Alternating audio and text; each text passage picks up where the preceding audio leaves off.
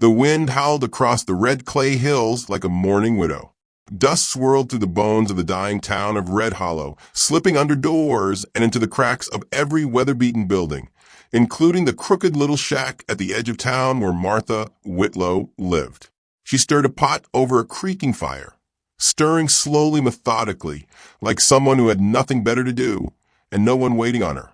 The stew was mostly turnip and a little hope. She'd added the last scrap of bacon she had 2 nights ago. Now it was just her, the turnips, and silence. Martha was 35, broad in the hips, sturdy in the arms, with the kind of face folks politely called homely. Too poor to dress it up, too smart to pretend it didn't matter. Red Hollow had whispered about her since she was 20, first with pity, then with disdain, and now with boredom. She'd grown thick where other women had grown elegant, her dresses letting out seams year after year while the world passed her by. Once, she'd had dreams of owning a bakery. There had been a time, years ago, when the scent of fresh dough and cinnamon had meant something to her, something close to freedom. But dreams had a way of going stale in Red Hollow. Her parents were long dead. Her brother had gambled away the family land, then skipped town when she was 23. And ever since, she'd been trying to survive in the leftover pieces of a life that had never fit quite right. Her dog, Beans, limped across the dusty floor and set his head on her knee. He was half-blind, missing part of an ear, and smelled perpetually of river muck. But he was loyal, and he didn't care she had strong shoulders or that her fingers were calloused from kneading dough and chopping wood. Martha looked out the window at the setting sun, casting a crimson glow on the landscape. Another day, another nothing. The knock on her door startled her. No one visited. Not unless they wanted something. She opened the door a crack. It was Sheriff Tillman, red-nosed and always half-drunk by sundown. "Martha," he said, tipping his hat in that slow, pitiful way. "There's going to be a dance at the town hall next week. All the ladies are bringing pies. Just letting you know." She stared at him. "Is that a request or a warning?" He chuckled uneasy. "Just thought you might want to feel part of things. I've made peace with not."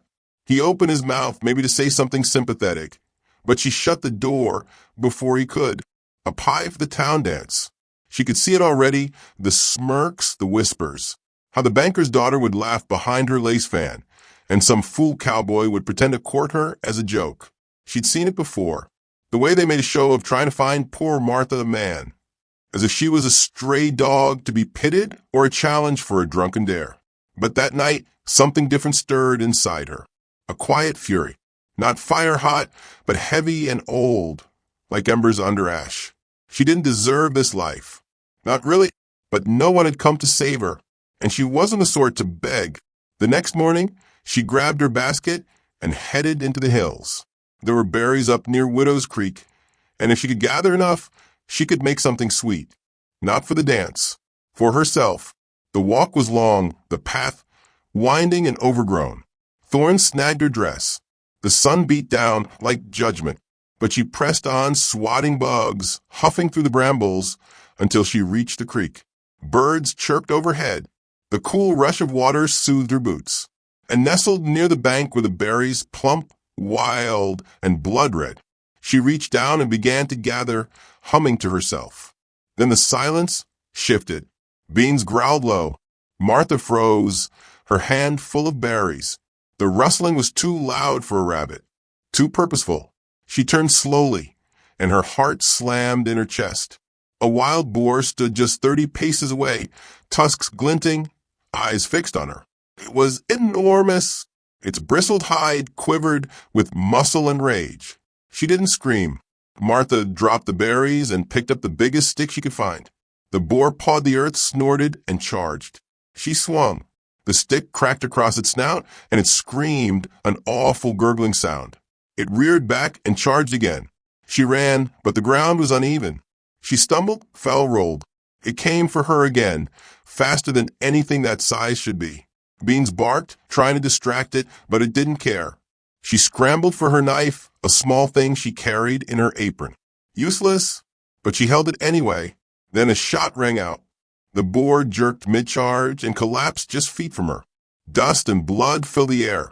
Its legs twitched once, then went still. Martha blinked. Her hands trembled. A figure on horseback appeared through the brush. "Ma'am," he said, swinging down. "You all right?" He was young, mid-20s at most. Broad-shouldered, sun-kissed skin, eyes the color of river stones. A rifle slung over his back, a lopsided smile on his face. She nodded, heart still racing. "I was just picking berries." He looked at the carcass, then back at her. "Well, you damn near picked a fight with death. That was brave." "Was stupid." "Brave and stupid. Best kind." She stood, brushing off dirt. "I didn't need rescuing." He raised an eyebrow. "Seemed like you had it handled with a twig and a paring knife." She smirked despite herself. "Could have gotten a few good stabs in before it gored me." He reached for her hand, helped her up with surprising gentleness. "I'm Caleb," he said. "Caleb Dunham." The name hit her like a slap. Dunham, as in Dunham Ranch, the richest family in the entire county. His father practically owned half the land west of the river. Folks called him King Dunham behind his back. "And this boy was his son? What are you doing way out here?" she asked, wiping sweat from her brow. "Exploring, escaping, bit of both." He looked around, then at her again. "You live nearby?" She hesitated, "Just south of town." His eyes didn't flicker with recognition. Maybe he hadn't heard the stories. Maybe he didn't know who she was. "That was good swing, and by the way," he added, "you got arms like a lumberjack." She laughed before she could stop herself. "Well," she said, "you got charm like a fox and timing like a miracle." Caleb grinned, reached into his saddlebag, and pulled out a canteen. "Care for some water? I'm told it's the polite thing after savon someone from a boar." She drank. He watched her with easy interest, no mockery, no judgment. "Just interest." "I'd offer you some stew," she said, "but it's mostly turnip and poor decisions." He chuckled. "Best stew I ever had was made of squirrel, whiskey, and regret. So I ain't picky." They talked for a while longer, nothing urgent, just the kind of drifting conversation that feels like a warm fire in a cold room. He was easy to be around.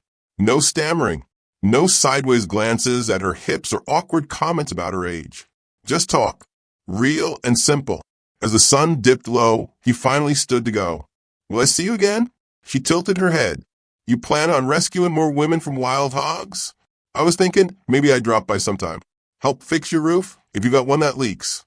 She hesitated, her heart confused, tangled between defense and yearning. "You don't know who I am," she said. He paused. "Do I need to?" She said nothing. "All right then," he said, mounting his horse. "I'll bring nails, maybe some flour if you bake." "I used to," she said softly.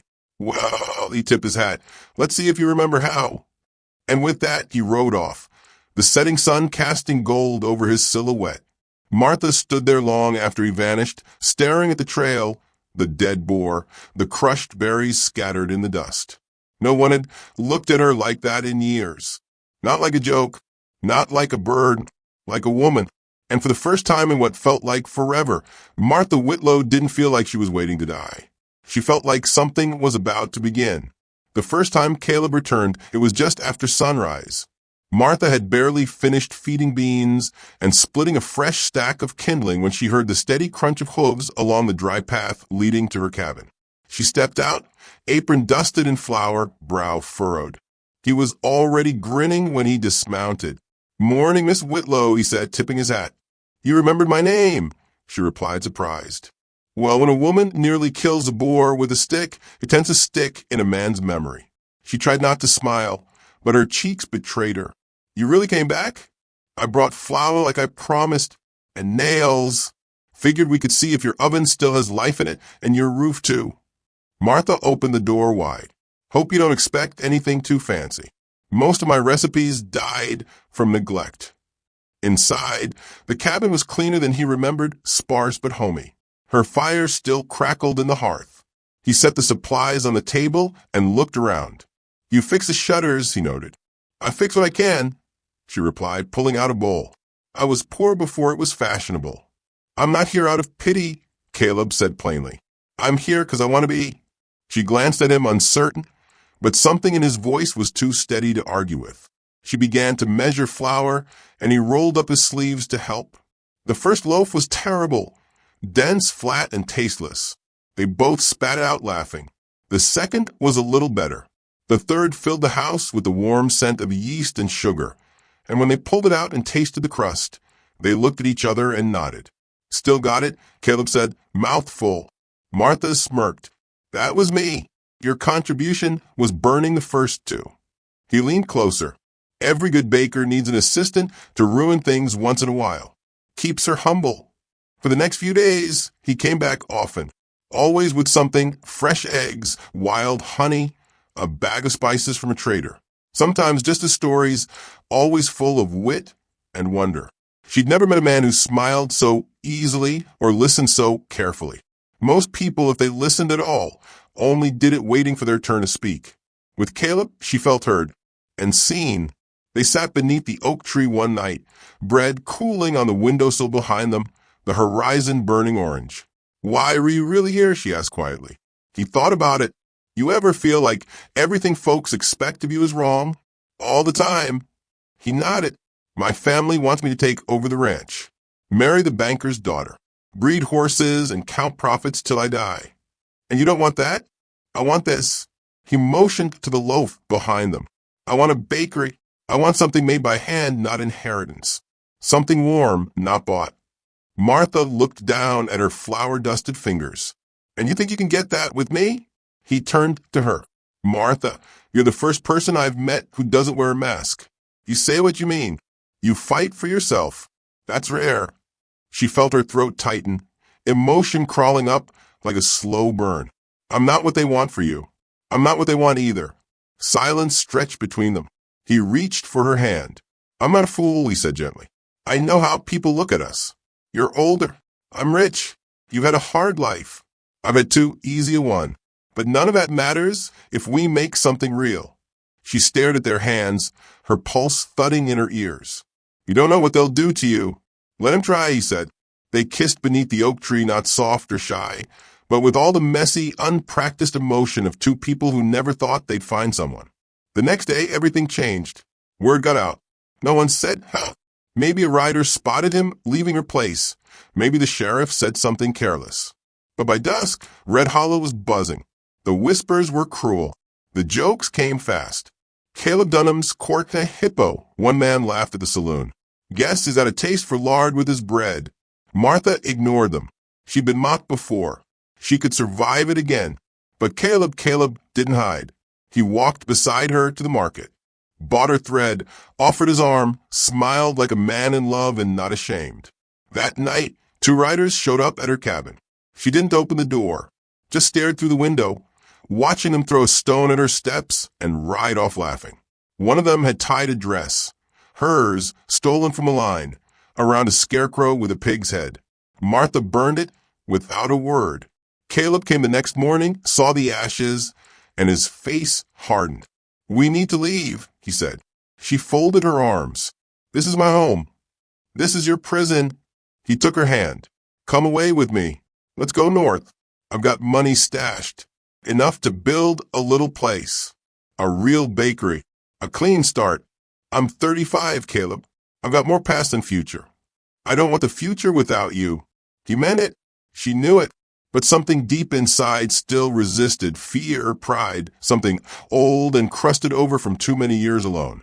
That night, they sat on her porch, fire crackling low. I loved someone once, she whispered. A long time ago. He said he'd marry me, that he didn't care what people thought. But when the time came, he walked away. Married a girl half my size with hair like spun gold. Told me he was doing me a kindness. Caleb was quiet for a long while. Then he said, I don't have spun gold, but I got hands that know how to hold on. She looked at him. You really want to marry me? More than anything. The wedding happened 3 mornings later. Quiet, no church, no crowd. Just a preacher from the next town over, standing in the field behind her cabin. Her dress was sewn from curtains. He wore his best shirt and a crooked tie. Beans barked at the horses like he was giving them away. When the preacher pronounced them husband and wife, Caleb kissed her like he'd found something sacred. And Martha cried, not because she was sad or scared, but because for once, life had given her something soft. They didn't get a honeymoon. That night, while they were packing, a rock shattered their window. A note tied to it read, Leave, or we'll bury her. Caleb wanted to fight. Martha said no. We run. We live. By morning, they were gone. They rode north, traveling by night. Slept beneath trees, forded rivers, lived on cornbread and coffee. Caleb carried her when her feet blistered. She hunted rabbits when his shoulder ached. They were equals, not rescuers. Not rescued. One day, they stopped beside a wide river. The sky was overcast, the wind sharp. Caleb was quiet, staring out across the water. "What is it?" she asked. He hesitated. "My father sent my brother after us." Her blood ran cold. "How do you know?" "Because he left a sign, a cut in the bark, same way we used to track cattle." She gripped the rifle tighter. "You regret it?" he asked. She shook her head. "Not one damn second." That night, they huddled close under the tarp, rain tapping steady on canvas. Martha listened to Caleb's heartbeat, steady against her cheek. "You still on that bakery?" she asked softly. He laughed into her hair. "More than ever." "Then we'll build it." His arms tightened around her. "Even if they come for us?" "Especially if they come for us." The storm passed. They rode deeper into the mountains, hoping to find a town where no one knew her name. No one cared who his father was. They found an old abandoned shack half-collapsed, near a creek lined with pines. It had no roof, no door, and smelled like squirrel droppings. But it had good bones. "This could work," Caleb said, grinning. Martha stood in the doorway, wind blowing her hair wild. "We'll need windows and an oven, a proper one. We'll build it." That night, they made love beneath the stars, a blanket pulled tight around them, and the scent of pine in the air. It was clumsy and sweet and perfect in the way only two broken people finding comfort can be. They slept wrapped in each other, dreaming not of fear or fire, but of sugar, yeast, and the warmth of something rising. By morning, Martha woke first. She stepped outside barefoot, looking at the clearing, the creek, the trees. For the first time, the world didn't feel like a place that had rejected her. It felt like something waiting to be claimed. She turned as Caleb stepped out beside her, rubbing sleep from his eyes. "Morning, Mrs. Dunham." She smiled. "You hungry?" "Starving." "Then let's build a damn bakery." The days that followed were hard, but they were theirs. Caleb and Martha worked with calloused hands and aching backs, dragging lumber from nearby ruins, chopping fallen trees, crafting what they could with little more than rusted tools and stubborn will. Each plank nailed into place, each brick stacked for their future oven, was a small defiance against wealth, against expectation, against the ghosts of a life neither wanted anymore. They found rhythm in the wilderness. Caleb built while Martha cooked. She gathered wild onions and nettles, hunted rabbits with a slingshot, and stitched blankets from old feed sacks. Caleb fished in the creek, set traps for game, and read to her by firelight from a water-damaged almanac they'd found in the shack. At night, wrapped beneath wool, their bodies pressed together, they whispered dreams of sourdough, gingerbread, pies with lattice crusts, and a shop window with her name painted in gold. Sometimes they spoke of Red Hollow. Mostly they didn't. Martha had never felt younger or more alive.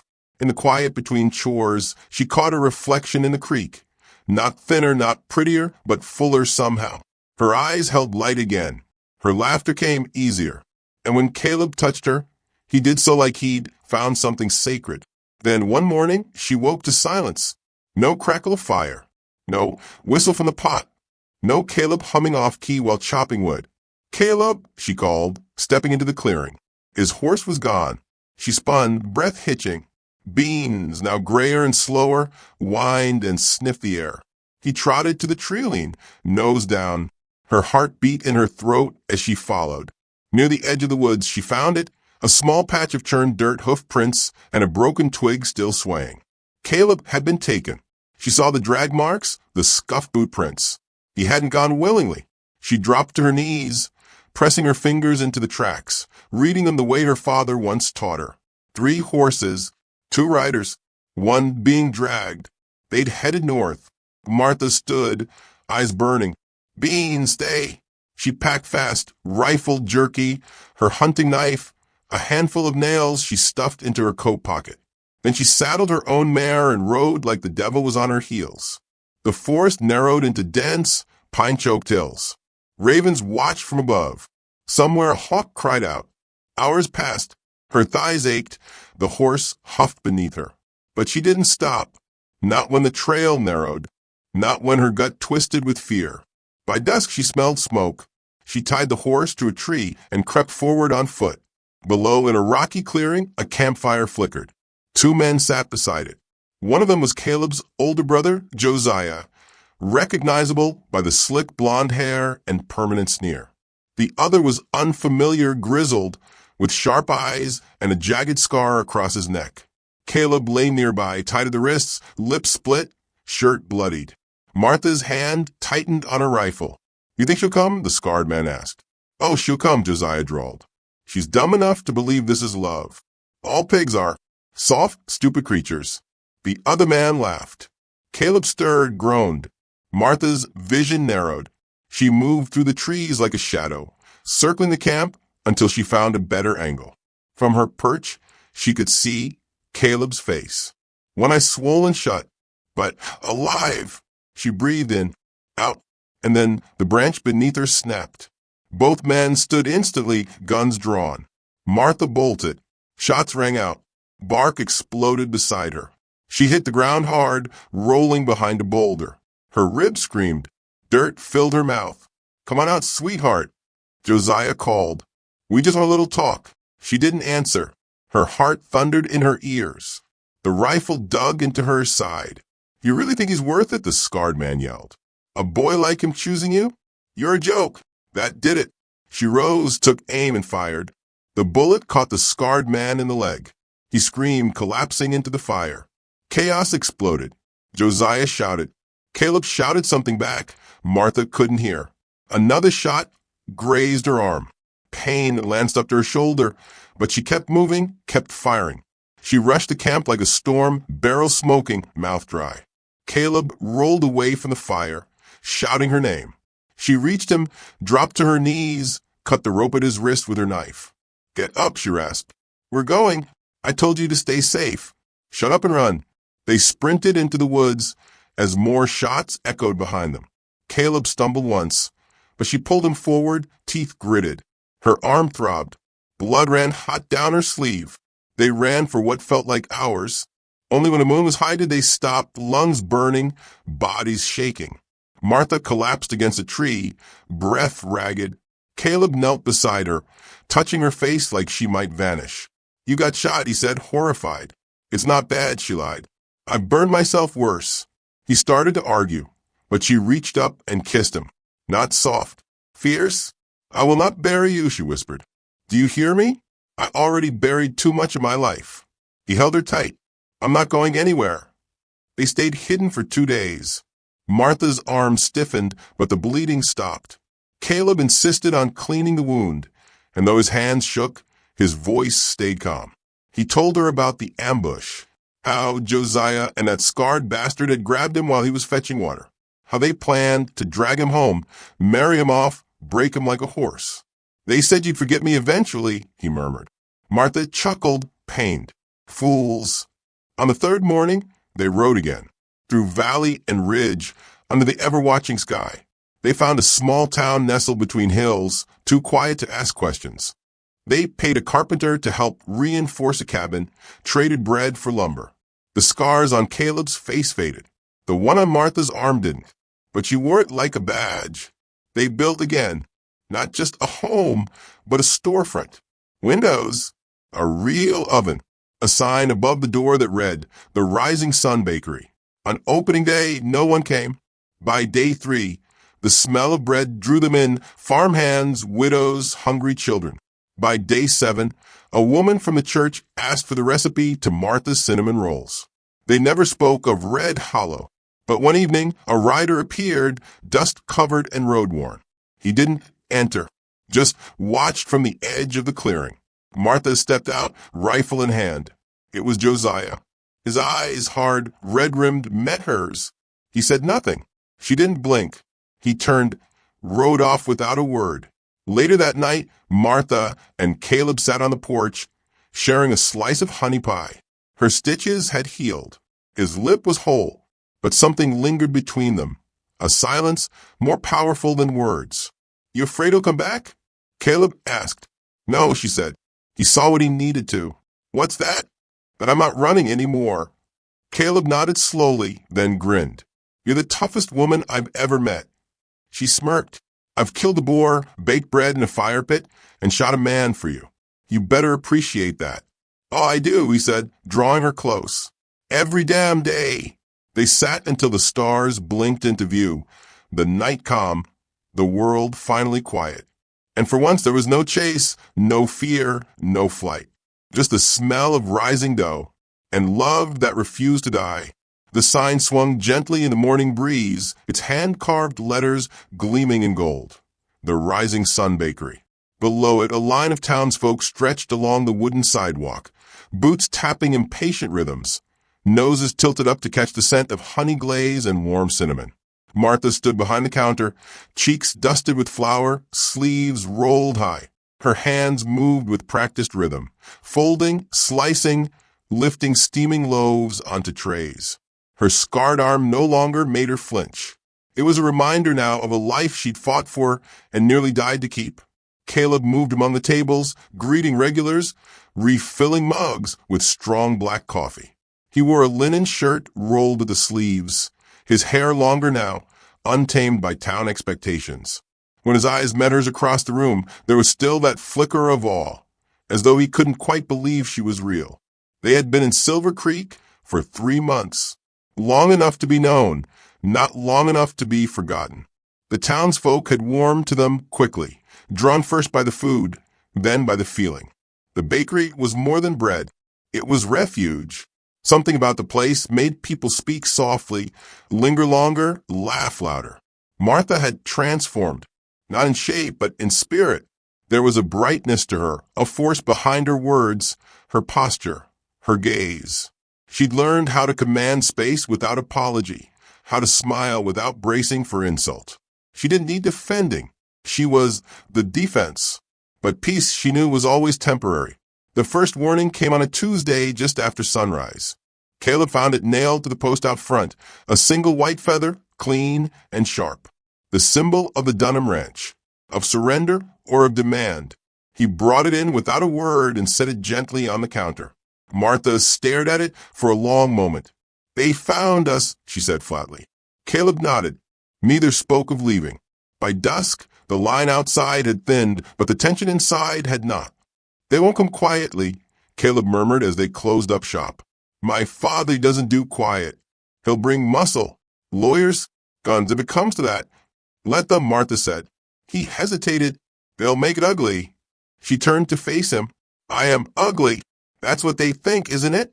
Ugly, fat, worthless, the shame of their son. His eyes flared. You know I don't believe that. I do. I just needed to say it first. She walked to the window and looked out over the hills where storm clouds were gathering. They think they can scare us out, or buy us off, or make us small. But I've been small. I've been quiet. I've been nothing to everyone for so long, I almost forgot I was something to myself.